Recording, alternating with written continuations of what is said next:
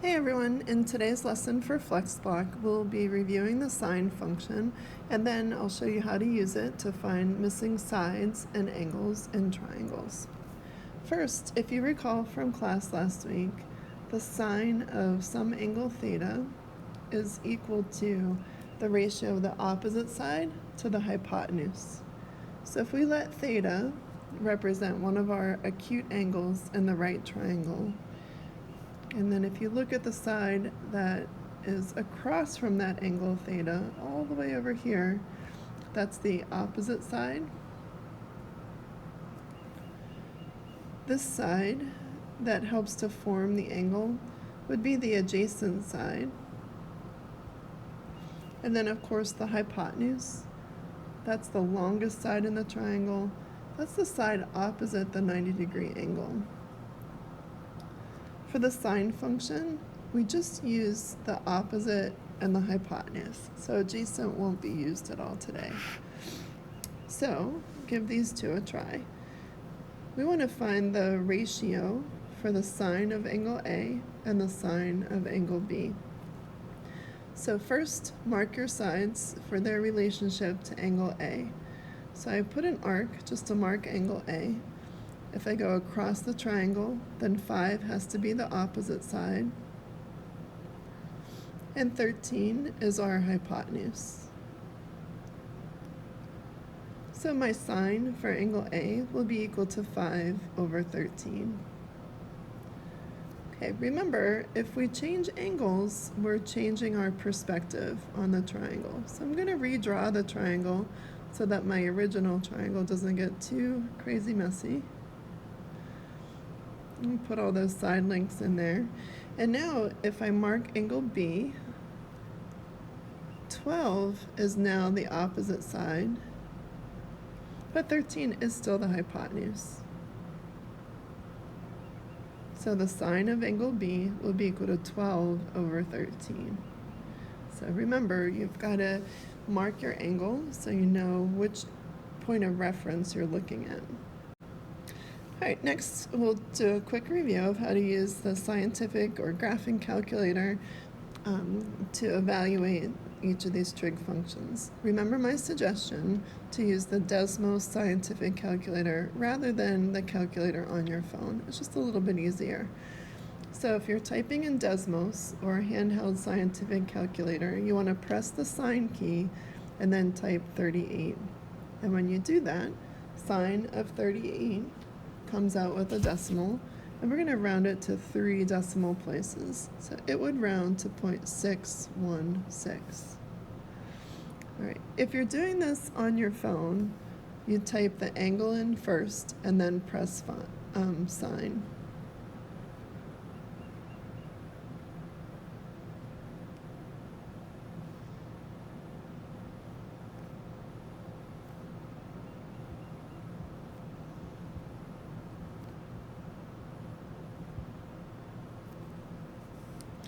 All right, if we try sine of 54, again, if you're using a scientific calculator, you can type it in pressing sine and then 54 on your phone. Clear off anything that's there, press 54, then press the sine button, and to 3 decimal places, this rounds to 0.809. Finally, the last one, the sine of 82 degrees is 0.990. All right, now for some problem solving. We're going to look at how to use the sine function to find the length of this missing side in this triangle. Right, so we're given that this angle measure right here is 25 degrees.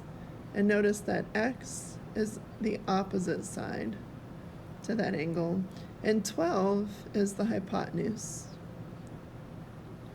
So this tells me that I should be able to use the sine of 25, because we have to be taking the sine of an angle, and I can set that equal to the ratio of the opposite to the hypotenuse, x over 12. So just a little refresher, how I'm getting that fraction is I'm doing opposite over hypotenuse. So it's always a good idea to label the sides first before you make your decision about which trig function. Okay, next, We all know how to solve a proportion. We've done proportions quite a bit this year. So since we're trying to solve this for x, what we're going to do is put the sine of 25 over 1 and then cross multiply. When I do that, x times 1 gives me 1x, or just x. Along the other diagonal, I have 12 times the sine of 25. Okay, if you're working with a Desmos scientific calculator or a handheld scientific calculator, you want to type it in this order.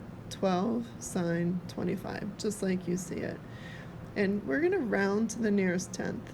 So when you do that, you should come out with 5.1. Okay, on your phone,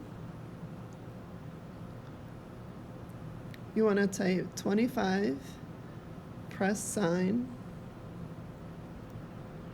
okay, then multiply,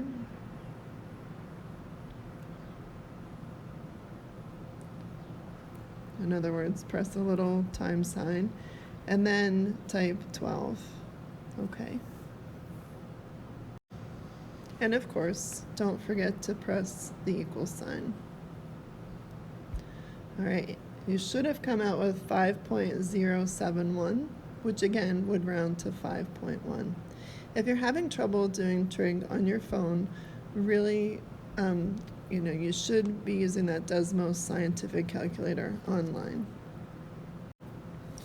All right, in our second example, we're going to take the level of difficulty up just a little bit.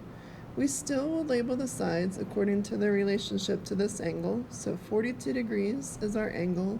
So going across the triangle, 6 is the opposite side, and x is the hypotenuse. So opposite and hypotenuse leads us to the sine function again. So we can write sine of our angle, so put that 42 degrees in there, is equal to opposite over hypotenuse, 6 over x. Right, well, what you notice in this case is that x is in the denominator. So when you put the sine of 42 over 1, when you cross multiply, and if I do that, we're going to take x times the sine of 42. And we're going to set that equal to what we get along the other diagonal. 6 times 1 will just give us 6. Now notice that x is not alone. So we have to take and divide both sides by the sine of 42 in order to isolate that x, in order to solve for x.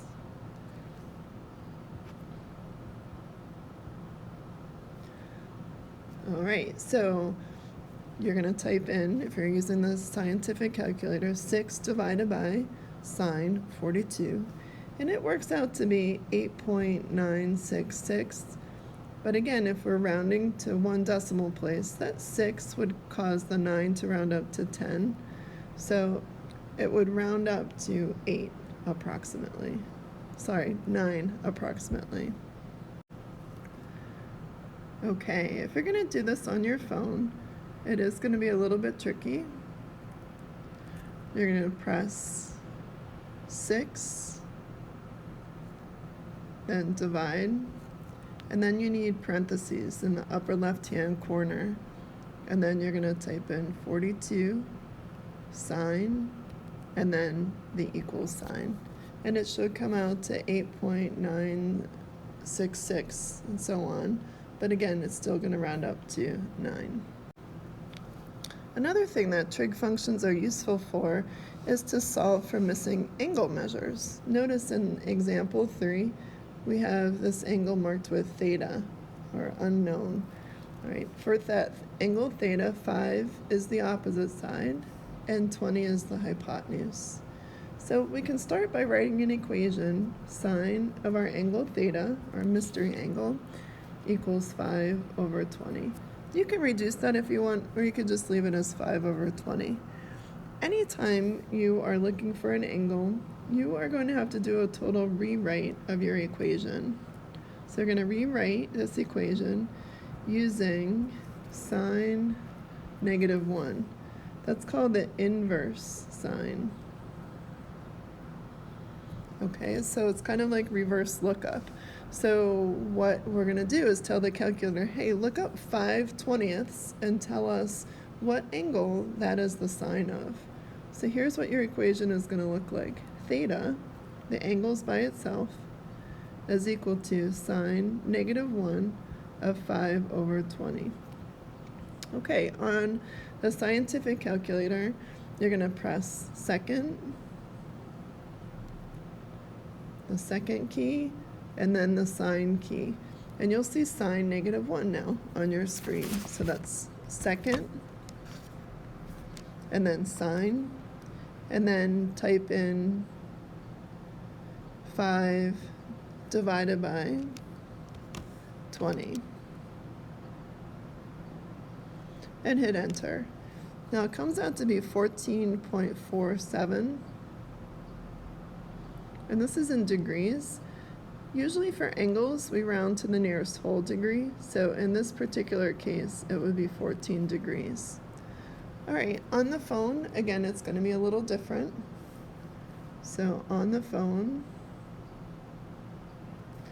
all right, you're going to do your division first. So do 5 divided by 20. You don't have to hit enter. Oh, you do have to hit enter, or equals. You'll see 0.25 on your screen.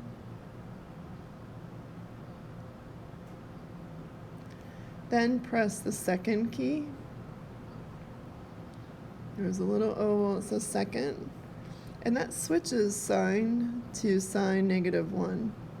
And once you switch to sine -1, press that sine -1, and you'll see that they're telling you that theta is approximately 14.4775. So again, theta is approximately 14 degrees. So a little different on the phone, but still doable. Okay, so we're going to try one more of this type. For this angle of theta, 4 is the opposite side, 7 is the hypotenuse. So we can write our equation as sine of our angle theta. You always have to be taking the sine of something. So sine of theta equals 4 over 7. Rewrite it as theta equals sine -1 of 4 divided by 7. So give it a try, whether you're using your phone or a calculator, regular scientific calculator. And it comes out to 34.8499. So rounding to the nearest whole degree, so it should be a wavy equal sign. That'll be approximately 35 degrees. All right, good luck on the practice, and we'll check in next week and see how you did. As always, if you have any questions, don't hesitate to ask.